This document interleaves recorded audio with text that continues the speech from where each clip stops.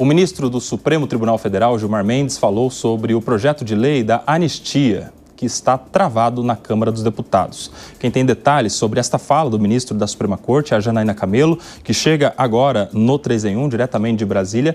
Repercutindo, Janaína, o que foi que disse o ministro, qual foi a fala dele, em que momento que ele disse sobre esse projeto que é de muito interesse da oposição. Bem-vindo, boa tarde.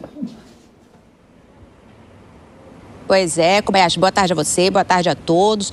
O ministro ele foi questionado ali também sobre a possibilidade de revisão das penas já fixadas, aqueles que já foram ali punidos e julgados aqui no STF com relação aos atos do 8 de janeiro, né? O ministro ele disse o seguinte, Kobayashi, que deve-se haver uma apreciação caso a caso daqueles que já foram punidos pelos ataques do 8 de janeiro, porque os julgamentos e as sentenças que estão sendo aplicadas, a gente sabe que elas estão sendo feitas em bloco, né? Não há uma individualização da conduta ali daquele acusado. Então o ministro ele disse que se houvesse, por exemplo, essa individualização, se houver, seria mais fácil, por exemplo, uma progressão da pena. Ele não fala sobre a revisão dessas penas fixadas, ele fala sobre essa possibilidade de haver aí uma progressão da pena mais rápida. Isso, por exemplo, o próprio caso ali da Débora dos Santos, né, que acabou indo para a prisão domiciliar, e ele fala que no caso dela, por exemplo, por ser mãe de 2 crianças pequenas que precisam do cuidado da mãe, ela teria ali já o direito à prisão domiciliar. O ministro ele diz isso nessa entrevista, foi uma entrevista que foi concedida hoje mais cedo à Globo News, e aí ele foi questionado aí também sobre o projeto de lei da anistia, né, e ele disse que aprovar um perdão criminal ali a quem participou dos atos do 8 de janeiro ou quem participou de uma tentativa de golpe, como por exemplo o caso do golpe que está sendo, que vai ser julgado aqui no STF, ele disse o seguinte, que isso seria a consagração, seria a consagração da impunidade e que não faz sentido algum discutir anistia. O ministro ele fala a seguinte frase, Kobayashi, abre aspas, estivemos muito perto de um golpe de Estado, uma tragédia política. Isso é extremamente grave. Fecha aspas e disse que os presidentes da Câmara, Hugo Mota, e do Senado, Davi Alcolumbre, têm consciência dessa gravidade. Foi o que o ministro Gilmar Mendes falou mais cedo, Kobayashi. Muito obrigado, viu, Janaína? Você volta daqui a pouco no 3 em 1 com mais informações, outras notícias também. Por aqui eu já quero inaugurar nossa rodada de comentários. Sobe Piperno, esta manifestação do ministro decano do Supremo Tribunal Federal já indica que, se aprovado o projeto, isso pode ser revisto pela Suprema Corte? Nelson, eu fico imaginando como é que seria o Brasil se alguns fatos ocorridos em dezembro de 2022 tivessem tido êxito, o sucesso pretendido pelos malfeitores realizadores. Por exemplo, se a bomba explode no aeroporto de Brasília, causando, obviamente, um clima de convulsão, né? Será que teríamos escapado, por exemplo, da decretação de estado de sítio, de uma GLO, quem sabe até mesmo do uso do artigo 142, eu não sei. Então, veja, o Brasil passou por uma linha muito tênue naquele momento. Então, hoje é fácil falar que a força das instituições foi, enfim, predominante, as instituições acabaram prevalecendo. É verdade, ainda bem que foi assim. Agora, e se elas tivessem sido confrontadas com uma tragédia?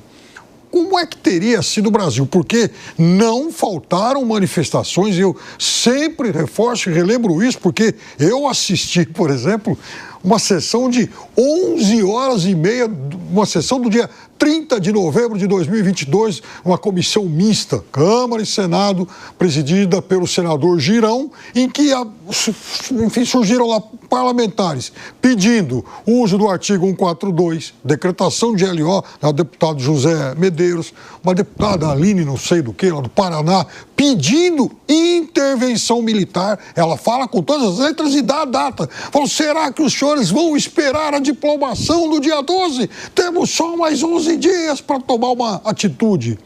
Isso não é uma conclamação golpista? Então, eu acho que o ministro ele expõe alguns receios pelos quais o país passou naquele momento. Gustavo Segré.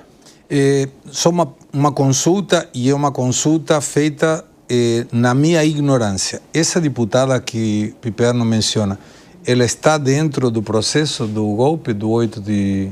Não vi, até aqui não vi. Porque se não está, eu não sei se está ou não está, sinceramente não sei se está, mas se não está, não é possível que não esteja porque não tem nenhum delito atribuído à sua fala, porque se tiver algum delito atribuído a essa fala, deveria estar no processo.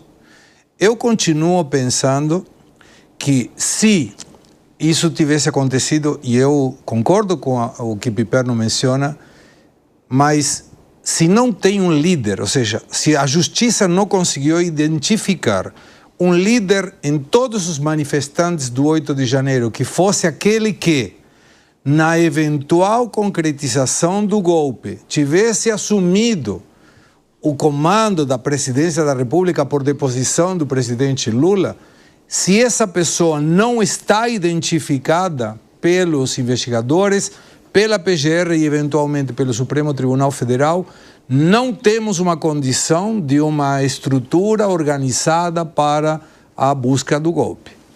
Se não tem um vínculo entre essa pessoa que queria explodir o aeroporto, que está totalmente errado, e por mim essa pessoa deve apodrecer na cadeia, vinculado com aquela minuta que está sendo investigada pela Justiça, com os manifestantes do 8 de janeiro, vou mais longe, com o presidente Bolsonaro, são questões isoladas, nesse caso de um maluco, como o mesmo maluco que quer se explodir com fogos de artifício e que não tem um vínculo de uma organização criminosa. Então, de novo, teve essa questão da minuta? Teve, uma minuta está no Voltas e a Justiça deveria investigar.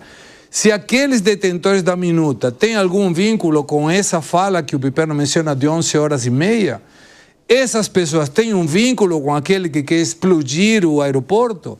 Tem algum vínculo com algum eventual líder do 8 de janeiro e tudo isso tem algum vínculo com o presidente Bolsonaro? Se a resposta é sim, teve um fato com uma tentativa golpista. Se a resposta é não, são fatos isolados que alguém está querendo amarrar como se fossem únicos para uma conspiração de um golpe de Estado. São coisas totalmente diferentes.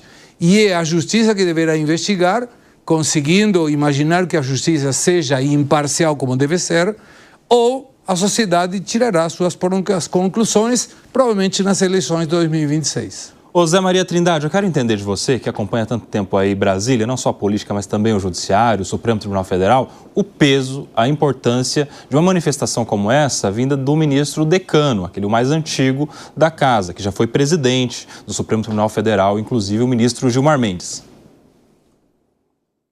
Olha, essa verbalização do decano da Corte, Gilmar Mendes, sobre o projeto de anistia não é isolada. Outros ministros vêm falando exatamente sobre esse incômodo de ter uma anistia sendo votada no Congresso Nacional. Sei também que houve conversas dos presidentes da Câmara e do Senado com ministros do Supremo Tribunal Federal sobre esta possibilidade.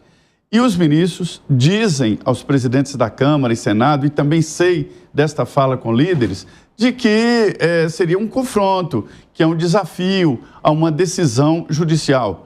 O argumento dos ministros é o seguinte, que a anistia é um instrumento próprio de uma transição, ou seja, de uma mudança de regime, do regime militar para o regime civil e assim por diante. Então, há uma anistia para aparar ali as dívidas de cada lado. A última anistia foi na saída da ditadura militar para o regime civil, onde houve anistia ampla e geral, ou seja, se perdoou as pessoas que exageraram durante a ditadura militar e também se perdoou os que da esquerda assaltaram bancos, sequestraram embaixadores e tocaram o terror, porque o entendimento é de que havia excessos dos dois lados. Então houve uma anistia geral, uma transição de regime. Este é o raciocínio do Supremo Tribunal Federal transmitido aos presidentes da Câmara e Senado Federal. Eu já entendo que não tem porquê o Supremo ficar irritado, com pruridos, diante de um debate no Congresso Nacional. Cada poder tem que desenvolver o que a Constituição lhe permite, o que a Constituição lhe garante.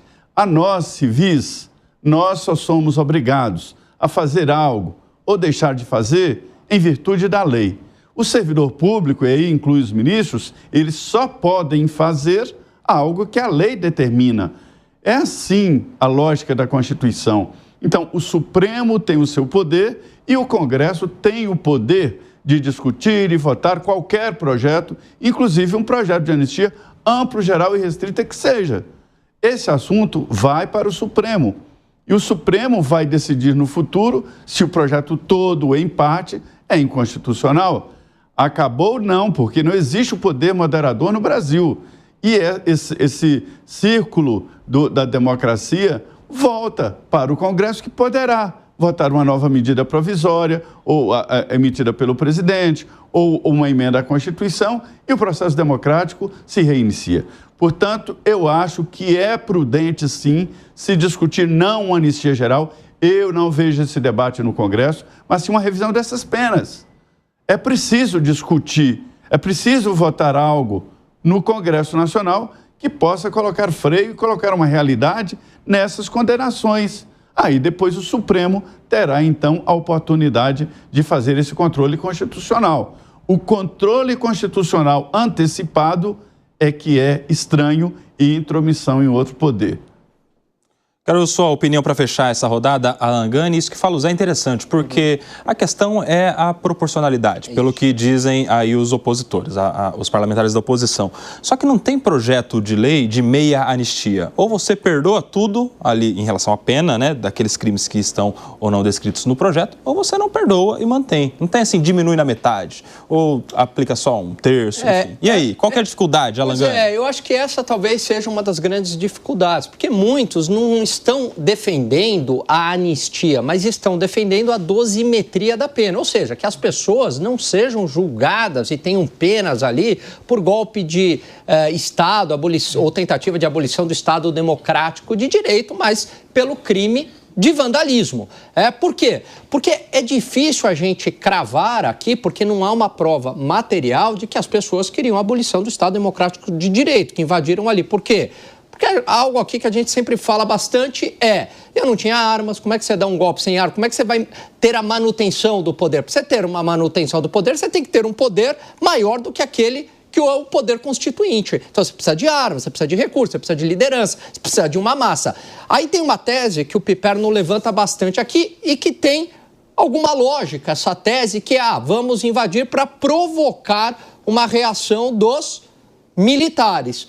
Ok, a hipótese, ela pode ter uma lógica, mas eu consigo provar que as pessoas invadiram com esse intuito? Porque, assim, um artigo, um documentário aceita tudo. Agora, o direito, ele precisa de uma prova concreta. Eu consigo provar que aquelas pessoas buscaram essa reação e, ainda assim, o Deltan Dallagnol trouxe um argumento que mesmo que as pessoas quisessem provocar uma reação dos militares, seria um crime de incitação à violência e não de golpe de Estado. E aí é que a dosimetria da pena se adequa.